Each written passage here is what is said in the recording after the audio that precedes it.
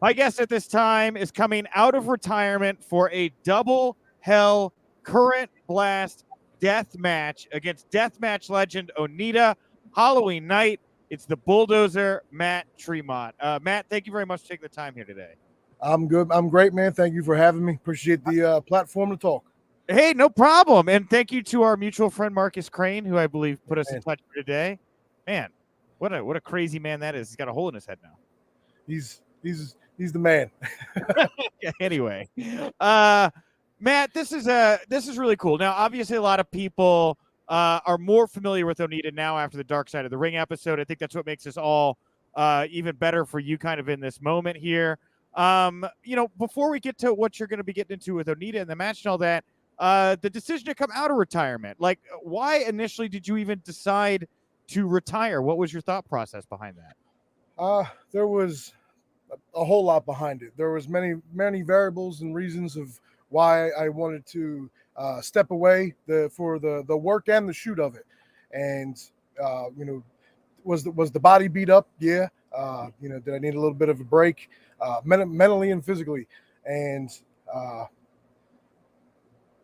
I I don't mind saying it for the first time. A lot of it had to do with real life, and I was that was in the heart of the pandemic, and I was 4 months behind in rent because we were running live shows, but we could only put 25 to 50 people in the building at the time, and still took care of all the boys every show, and while I we continued to struggle behind the scenes, and going into extravaganza weekend last October, uh, you know, I was struggling, and I looked at that weekend. It was a couple things. It was to pay tribute to our friend Danny Havoc that passed, and this was a big event and a big weekend that had a lot of eyes on it, and a big deciding factor, probably the last deciding factor of me retiring, was presenting myself with the idea of this weekend is already big, but it needs a match that's going to sell more tickets.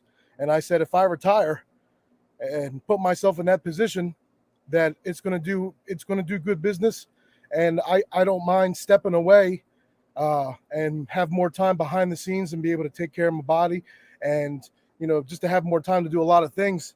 And this you know I, and I use it now as a teaching example with my students, that sacrifice part. I sacrificed my own career so I know we could make money that weekend, so I could keep this building and this company going, and a year Wow. ago. So that was the biggest reason. That's the first time I really ever put that out there. And now a year later we're here, and then once I got into retirement, I was happy, content, and I had no plans, no intentions of coming back. Did I think I would ever wrestle again? 100%, but not within a year. And in March is when Onita touched base, and this process started, and it's been crazy. So why Mark? First of all, wow, that's crazy. I haven't really got to speak to a lot of promoters, indie promoters, about how the pandemic affected them. And dude, my heart is with you, Matt. I mean, it was crazy watching the business come to a screeching halt there, and I don't think a lot of people got the kind of dirty, close look at how many people's lives were really affected by that. I mean, that's terrible, and good on you, Matt. I was wondering why you retired. I was like, it's only 33. What he works a really hard style, but I mean, guys like that, they die in the ring. They don't go out like this. 100%. Man. And as much as the pandemic hurt us business wise, it was a blessing in disguise because there was only a handful of companies running. It was really just us, H2O, GCW, ICW, and some others. And with the platform with IWTV, we grew so much last year during a worldwide pandemic that has put us in the position we are in today. So as much as it sucked, it was a blessing in disguise. And but yeah, I'm 32 and I'm ready to rock and roll and come back and run. I got a full run in me now. Okay, good. Yeah, because I watched a couple videos this morning. Get ready for that. I saw the promo where it's just you in a ring with the barbed wire smashing fluorescent light tubes off your head and screaming about how you're back and Onita. So take us back to March here. I'm familiar with the work you guys did back in 2017 together, and then I watched the documentary and saw how you went over to Japan after that. But why March? Why did Onita feel this was the time to reach out to you about doing something? Probably the craziest, coolest, strangest thing in my career and in life. After once in a lifetime and meeting Onita, built a friendship with the guy, which is nuts because this is the guy I watched on VHS tapes and growing up and stuff like that. And every year now he calls me on my birthday. I'm March 9th, and 2 days he called me on March 11th on a Tuesday, and I was with G Raver was with me, and we got a phone call and laid out the purpose and story to bring me back. And because if there was one thing that I was not going to come back, if it was just to come back and do violence for the sake of violence and matches for the sake of matches. I need purpose and I need story and something to sink my teeth into, and it doesn't get any bigger or any more purpose I need or motivation than this. So it's behind the scenes telling a story and in the ring as well, going back to the spring. I think it is so cool that you've formed this friendship with Onita, right? Like they say, don't meet your heroes. It sounds like you met your hero, and you're like, that's actually pretty dope. I met my hero. We fight, we wrestle. It's great. Like, how different is Onita, the human being, your friend, from like what you kind of expected him to be like before you had met him? That kind of deal. I don't think before I met him, my only, I guess, vision or expectation of him was what I watched in the ring. I didn't know too much of behind the scenes or anything like that. And to this day, he is just boggles my mind. And Chainsaw Tony has told me like he's never taken to an American like this before, aside from himself, Chainsaw Tony. And he's been good to me. He's been good to my family. He sends my wife a Christmas gift. We went to the mall when we were in Japan and took me shopping and bought stuff for the wife. We've gone out to dinner. It's crazy. It's stuff like that is still surreal to me to this day. That doesn't seem real, and a lot of life anymore doesn't seem real. But wow. He's been good to me. That's crazy. So what you're saying is just like he's fairly normal, right? When he's not out there trying to blow people up and things of that nature, correct? We tagged the Cage of Death at the arena a couple years ago, and then me, him, and the wife and his lady, we went to the Oregon Diner and ate. Wow. Yeah, I saw that. I was like, wow, that's really something. Tagged with Onita in the 2300 arena. That's got to be quite a life moment for you, Matt. It was awesome. So you've had a chance. I think you've done like what, 3 matches now with Onita. This will be what, the 4th or 5th match with you guys or something like that.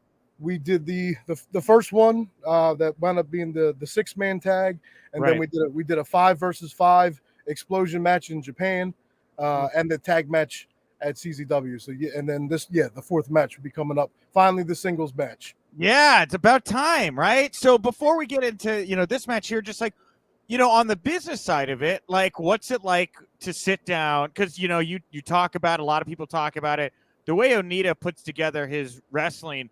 Very cinematic, right? Like before it was, cliche to use the word cinematic with pro wrestling. Like he did movie style stuff, right? So what's it like to put together wrestling with Onita? How is that experience? I guess a lot of his vision, and at least what I watched growing up, and that's how when I watched FMW, that's how it came off to me like I was watching a movie, and it was presented and shot and filmed and just different from everything else. And just the emotion behind it, him crying in the locker room pre and post match, and then following down the hallway as they're making their entrance. Like I'm, going to give some notes to IWTV. Like I'm trying to present this as authentic FMW as possible, and even in the filming of it as well. So that's a tall task that I want to be able to accomplish, and I want to be able to watch this show back and feel the way I felt when I watched FMW as a kid. So that's my task is going into this event and post watching it to deliver that experience, and for all of us that watched deathmatch wrestling and bought and tape traded years ago and want to feel this for the first time, this overall experience. Are like all your deathmatch friends like super jealous of you? They're like, oh, you're the one that Onita likes. Like we would be cool if Onita like wanted to work with us like that too. I don't know. So, double hell, current blast, death match. No ropes, barbed wire. I got that. What else is gonna be a part of this? What is current blast? Explosions? Like what all will be a part of what we're gonna see here, Matt? So I think, to the best of my knowledge, just for logistical purposes, the ropes will stay on, and both sides, two Okay. sides, will be wrapped in barbed wire and Okay. explode. And on the other side, there'll be landmines, either in or outside of the ring, to fall through. And then the current blast, those are the individual weapons that we will have at our disposal: explosion baseball bats, and God knows what else. Because he plans to, as we both plan to blow each other to smithereens at the end of all this. Wow. Landmines. Huh. That's that sounds really dangerous, Matt. Very. Very. So, like, what's the most, like, I guess I'll kind of ask a kind of random question, Broad. What do you think is the most dangerous thing you've ever done? Will this be the most dangerous thing you've ever done, what you're stepping into with Onita? I think so. I took a lot of crazy bumps over the years, and did some wild things, but this is very unpredictable. And even when I did it in Japan, I took the wire twice and blew up. But now the explosions that they've been doing, they've been even crazier and louder. They're very hot. They can melt your skin, and they're very loud. Pop an eardrum. Who knows? Yeah, this is probably the most unpredictable, and I'm not sure what I'm getting myself into match. But that's what keeps you on your toes. So wait, is this like what, the first like one-on-one death match Alina's done in North America? There's some special accolade for this thing, isn't there? So of me and his history, it's Yeah. finally the one-on-one, and this. I know AEW did the explosion match earlier, I think last year with Omega and Mox, and Right. so I guess is authentic FMW and Onita. Yeah, this is the first explosion match from the pioneer and legend himself on American soil. So what was your reaction to that Mox and Omega exploding barbed wire death match? What'd you think of that bout? I thought the match was fantastic. The story was great. With Eddie and Mox at the end. Obviously, I think there's some disgruntled, people with the big explosion at the end. But man, dealing with the logistics of being able to pull something like this off, and all the pyrotechnics and all this stuff, it's a nightmare. I'm pulling hair I don't have on my head out. So I can understand the pain that all those guys went through of being able to put like a match like this on, and it's probably one of the big reasons why it's never really happened very much at all, because of the just logistical nightmare that it is. Huh. But I thought that match was great story. Yeah, because AEW's been leaning in. Obviously, they did the Nick Gage Jericho death match as well. Were you a fan of what they presented there out on, like, I guess, the first death match on free national TV? That kind of deal. 100%. I was happy and proud for Nick. He was Nick Gage was one of my favorite guys. Before I got into the business, I sat at CZW shows and I chanted Nick effing Gage. He was one of the reasons why I wanted to do what I did. And to be able to see that on a national platform, that just opened the doors and eyes for, hopefully others that are partaking the genre. So now that was awesome. And Jericho's the man, and he went in there and did it with no didn't bat an eye. Well, I'm glad you're going to be back in the mix, Matt, and that you're not actually retiring, because, like, just kind of your broad take here, what do you think about the proliferation and popularization of deathmatch wrestling right now? I mean, I don't think that I've ever seen, at least in my adulthood here, I don't know that I've ever seen deathmatch wrestling have the popularity, I guess, that it has right now. 100%. I think it really started during the pandemic, when the handful of companies that were running, it's what they were presenting, and not all of it, but and what they were doing. People were starving for wrestling, and the wrestling they got was this genre. And yeah, it's more popular than it's ever been. GCW is a big part of that. Nick Gage is a big part of that. They're the flag bearers right now. And then you got companies like H2O and ICW and others that are right there, presenting what their presentation is of deathmatch wrestling, and they're all a little different. and people are just buying in and having fun. The deathmatch community is a a good group of people, and but doing very violent things, but people are enjoying it, and it's created opportunities and opened forbidden doors. So it's something's going right. So yeah, I mean, like that's the thing is now that you're back, opportunities Forbidden Door. Obviously, AEW's playing around in those deathmatch waters. You're obviously at another level there. You've got friends there. I mean, has there been any talks? Do you have interest in going to a bigger platform now that you're coming back for another, burst of life? I think when I did quit a year ago, uh, there was, and then at some point there was a time at one point, just personally, I didn't know if I wanted to come back either for other reasons. But I was like, the one thing I never did, I'm very fortunate enough, I did a lot of stuff that had far exceeded my expectations of what I ever was going to do. And but the one thing I always wanted to do was something on a national platform. And probably a year or two before I did retire, I called out Cody Rhodes, and that's one match I want, and that's the biggest match I could have in my career aside from working with Onita. I don't think even with me coming back, I'm going to be very pick and choose of what I do. A majority of my matches will be here at home at H2O. I promised all 40 something of my students that I'll each have a match with them. So I know I have those coming up, and a couple other companies in particular, but the story's got to be right. And Cody Rhodes and telling that story with him, I think would be pretty cool. What exactly is it about Cody? What I mean, why do you think that he'd be a great dancing partner for you, Matt? Obviously, growing up and watching his dad's work and watching his work as he came, what I admired when he came on the independent scene, his hustle and his grind, and to be able to leave the world from up north in WWE and be able to do what he did on the independent scene and create what he has created today. And I called him out way before AEW was a thing. I don't want a full-time contract. I want nothing like that. I would just want one opportunity to tell a story in the ring with him one day, and I'd be much happy with that.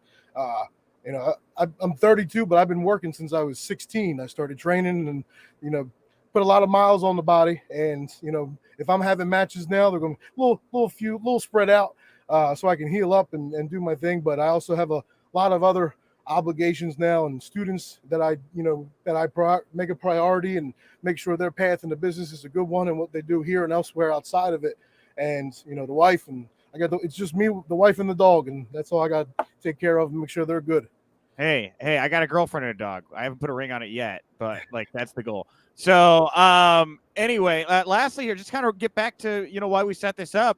Onita. So we kind of bounced this interview around a little bit because you've been off filming something. Like, can you tell me at all like what you have been filming, kind of building up to this bout, or what's going on here? What are you doing at the moment? Sure. Acclaimed documentarian filmmaker Kenny Johnson picked me up yesterday, and when we drove to the ballpark, we did some filming here, and because I was up till I don't sleep very much, and I was up the other day till very early in the morning, and I was motivated and had an idea. I shot it to him, and he's like, "I'll see you Thursday." So that's what we did, and this is one of those go home big pay-per-view promos before the big pay-per-view to sell the show once more, and hopefully sometime next week that'll come out, and but film some good stuff.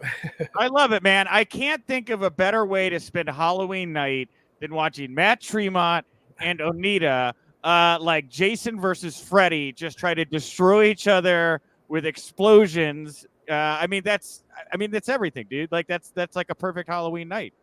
I think if I was a child and got all my Halloween candy and then went home and watched two guys get blown up, I'd enjoy my Halloween.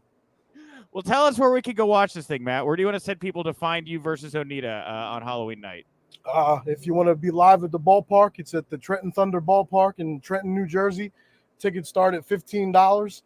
There's still some VIPs available, and you can go to shopiwtv.com for those. And if you can't be live in the ballpark, sit in your comfortability of your couch at your house and watch us live on IWTV. And if you're not signed up, it's independentwrestling.tv and watch H2O and FMWE's Destiny.